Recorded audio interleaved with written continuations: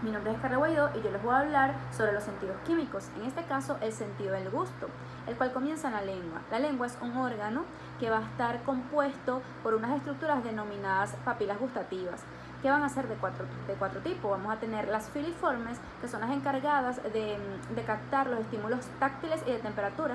Tenemos las fungiformes, que captan el sabor dulce. Tenemos las foliadas, que captan el sabor salado. Y tenemos las papilas caliciformes, que captan el sabor amargo. Entonces el gusto se va a dar de la siguiente manera. Vamos a tener que los receptores del gusto son de tipo quimioreceptores, igual a los que tenemos en la nariz. Estos se van a encontrar en lo que son las papilas gustativas. Las papilas gustativas son unas evaginaciones que están en el dorso de la lengua. Esas evaginaciones van a tener dentro unas células, que son esas células receptoras, conformando lo que son las yemas gustativas. Las yemas gustativas van a tener unas microvellosidades. Esas microvellosidades van a confluir dentro de esa evaginación, en esas yemas, y esas microvellosidades me van a formar una estructura denominada poro. Ok, todas esas estructuras que mencioné van a estar embebidas en unas células que son las células de soporte y las células basales. La célula quimioreceptora o esa yema gustativa va a hacer sinapsis con lo que son las neuronas de primer orden. Las neuronas de primer orden van luego a generar lo que es el nervio gustativo. Las células de primer orden con ese nervio gustativo luego van a hacer sinapsis con las células de segundo y tercer orden, las cuales llevan la señal o el estímulo gustativo convertido ya en un estímulo eléctrico a lo que es la corteza somatosensitiva. Entonces, para que ocurra el sentido del gusto como tal, va a suceder lo siguiente. En esas microvellosidades vamos a tener esas células receptoras. La lengua va a ser capaz, o esas células van a tener solamente dos mecanismos de receptores específicos que se van a dividir de la siguiente manera. Tenemos ese receptor para el sabor salado y ácido y el receptor para el sabor dulce, umami y amargo. O sea que estos van juntos. Ok, el receptor para el sabor salado y ácido va a ocurrir de la siguiente manera. Cuando hay grandes concentraciones de sodio en la saliva, entonces ese receptor o esa célula receptora va a tener unos canales de sodio. Esos canales de sodio se van a abrir porque hay mucho sodio en la saliva en ese momento. Se abren y el sodio entra a la célula. La célula se va a empezar a despolarizar. Ese gran contenido de sodio en la célula me va a abrir también canales de calcio. El calcio va a entrar a la célula y lo que va a ocurrir es que suceda una exocitosis de vesículas que contienen neurotransmisores.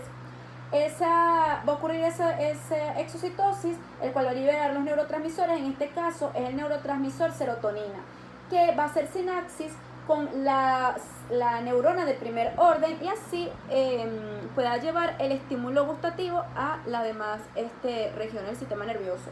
Ok, para el sabor ácido lo que hace es que el sabor ácido va a tener unos canales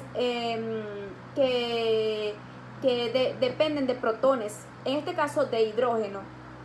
Entonces, cuando los protones se aumentan en la lengua, entonces se van a abrir canales para esos protones, para el hidrógeno, el cual va a entrar a la célula y la va a despolarizar. Esa despolarización también me abre canales de calcio, los cuales hace lo mismo, o sea que esas vesículas se rompen, hacen exocitosis, liberan el neurotransmisor y así se produce el estímulo del sabor ácido a ese nivel. Lo que va a pasar en el receptor de dulce, umami y amargo va a ser lo siguiente. Estos trabajan igual. Entonces, va a tener la membrana de ese receptor, de esa célula receptora, va a tener un receptor de tipo GPCR, que cuando llega la molécula de ese sabor específico, porque hay una alta concentración a ese nivel, entonces ese receptor GPCR va a activar una proteína G. Esa proteína G me activa a su vez una proteína llamada fosfolipasa C, o sea, PLC. Esta fosfolipasa C me transforma el inositol trifosfato que está en la célula, me lo va a transformar en diacilglicerol. El diacilglicerol se va a quedar en la membrana de la célula, pero el inositol trifosfato me va a liberar el calcio, el retículo endoplásmico.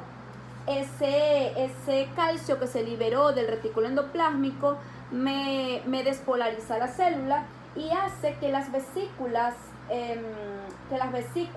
que tienen el neurotransmisor se libere y haga exocitosis, y el neurotransmisor llegue a hacer sinapsis con la neurona de primer orden. El neurotransmisor de este receptor va a ser el ATP.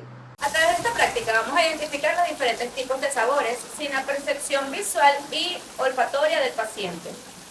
Ok, tapate la nariz, por favor. Me vas a decir que estás comiendo, qué sabor.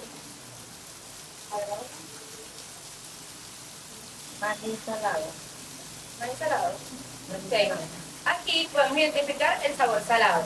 Después de cada estimulación con los sabores, debemos pedirle a la persona que se enjuague la boca para la siguiente estimulación. Tápate la nariz. Me vas a decir qué sabor sientes.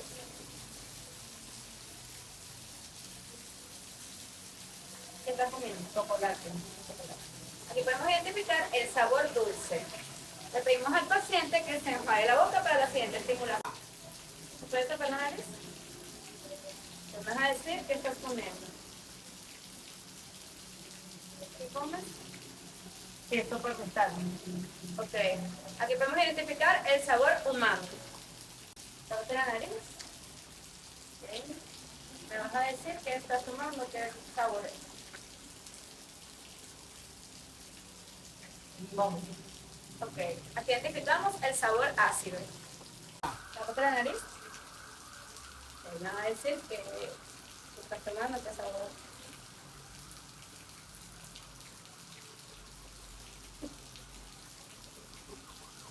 Café amargo. Ok, aquí identificamos el sabor amargo. Ahora ella va a percibir dos sabores, pero sin taparse la nariz. Dime qué sabor es o qué comes. Dime. Galleta. Galleta con... Dulce. Ok, aquí ella percibió el sabor dulce. Ok, me vas a decir qué sabor es o qué comes. Galleta.